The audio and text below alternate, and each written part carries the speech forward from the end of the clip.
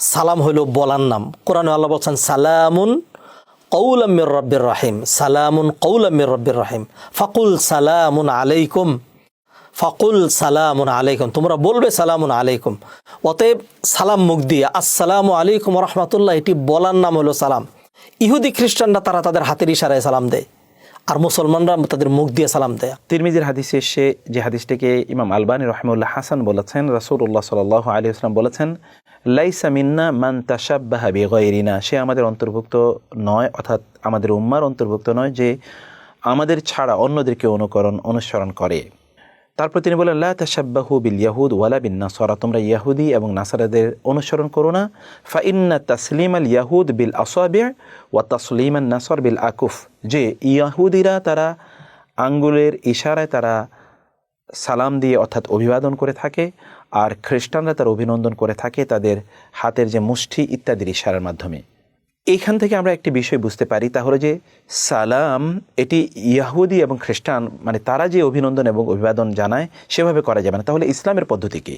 ইসলামের পদ্ধতি হচ্ছে, আমরা জানি যে কোরআন এবং সুন্নাহর বক্তব্য হচ্ছে সালাম হবে আসসালামু আলাইকুম বিতালাফুজ, অর্থাৎ শব্দ চয়নের মাধ্যমে সালাম প্রদান করা হবে। সালামের যে ইতিহাস এটি যদি আমরা দেখি, যে কোরআনে যেটা আছে যে ওয়া তাহিয়াতুহুম ফিহা সালাম সালামুন আলাইকুম তাইবাতুম ফাদখুলুহা খালিদিন, অর্থাৎ সেখানে বলা আছে যে সালাম এটা তালাফুজ হবে, এটি অঙ্গভঙ্গির মাধ্যমে অথবা অ্যাটিটিউড অ্যাপ্রোচ ইত্যাদির মাধ্যমে, ইন্ডিকেশন ইত্যাদির মাধ্যমে নয়।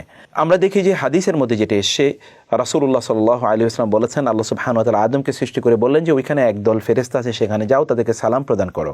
এবং তিনি তাদেরকে গিয়ে সালাম প্রদান করেন, আসসালামু আলাইকুম, তার উত্তর প্রদান করেন ওয়া আলাইকুম আসসালাম ওয়া রাহমাতুল্লাহ। এই যে সালামের প্রচলনেও আমরা দেখি যে এইভাবেই সালাম প্রদান করা, অর্থাৎ তালাফুজ শব্দের মাধ্যমে। কিন্তু প্রশ্ন হলো যে ইঙ্গিত বা ইশারার মাধ্যমে সালাম প্রদান করা যায় কেন? হ্যাঁ, যদি মানে কেউ মুখ দিয়ে সালাম দেওয়ার পাশাপাশি দূরে হওয়ার কারণে অথবা গাড়ির ভিতরে হওয়ার কারণে অথবা তাড়াহুড়ার কারণে হয়তো সে দৌড়ে সারতে পারবে না, সে পাশাপাশি সাথে যদি হাত দিয়ে ইঙ্গিত করে তাহলে সেটি জায়েজ রয়েছে। রাসূলুল্লাহ সাল্লাল্লাহু আলাইহি ওয়াসাল্লাম সম্পর্কে আসমা বিনতে ইয়াজিদ বলছেন, রাসূলুল্লাহ সাল্লাল্লাহু আলাইহি ওয়াসাল্লাম মসজিদে দিয়ে যাচ্ছিলেন, সেখানে একদল নারী বসা ছিলেন, রাসূল সাল্লাম তখন ইঙ্গিতের মাধ্যমে হাতের ইশারার মাধ্যমে সালাম প্রদান করেছেন। এবং এর ব্যাখ্যায় ওলামায়ে কেরাম বলেছেন যে রাসূল সাল্লাম সেখানে তালাফুজ করেছেন, শব্দ উচ্চারণ করেছেন, কিন্তু নারীরা যেহেতু একটু দূরে ছিল সেজন্য তিনি হাত দিয়েও ইশারা করেছেন। এবং এই জন্য ওলামায়ে কেরামের কেউ কেউ বলেন, যদি আপনি কাউকে সালাম প্রদান করেন কিন্তু তিনি এমন হতে পারে যে তিনি দূরে থাকার কারণে তিনি বুঝতে পারবেন না, অথবা আওয়াজ আপনার ক্ষীণ অতিরিক্ত পৌঁছাতে পারবেন না, অথবা হতে পারে যে ব্যক্তি তার বধিরতা আছে, অর্থাৎ তার কানে সমস্যা আছে, তিনি আওয়াজ শুনতে পান না, সেই ক্ষেত্রে আপনি তালাফুজ করবেন, অর্থাৎ আসসালামু আলাইকুম ওয়া রাহমাতুল্লাহ অথবা আসসালামু আলাইকুম ওয়া রাহমাতুল্লাহি ওয়া বারাকাতুহু, এবং হাত দিয়ে আপনি ইঙ্গিত করবেন।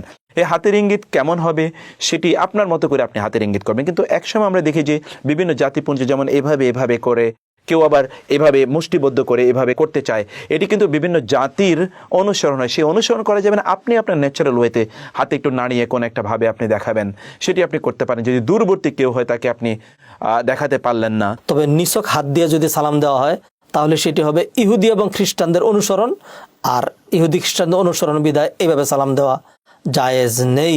অতএব সালামের মূল বিষয় হলো মুখ দিয়ে সালাম দিতে হবে, মুখ দিয়ে উচ্চারণ করে, পাশাপাশি মানে এটিই সালাম। কিন্তু কোনো প্রয়োজনে যদি সাথে সাথে হাতের ইশারা করে তাহলে ইনশাল্লাহ কোনো সমস্যা নেই। যেমন ধরুন কুচকাওয়াজ এরকম হয় যে সেখানে হাতকে দেখানো হচ্ছে, প্যারেডে যেটা হয়, সেক্ষেত্রে তারা সালাম উচ্চারণ করবে আসসালামু আলাইকুম ওয়া রাহমাতুল্লাহ মুখে উচ্চারণ করবে, কিন্তু দূর থেকে তারা হাতটি প্রদর্শন করতে পারে বলে ওলামায়ে কেরাম তারা এ মত প্রদান করেছেন।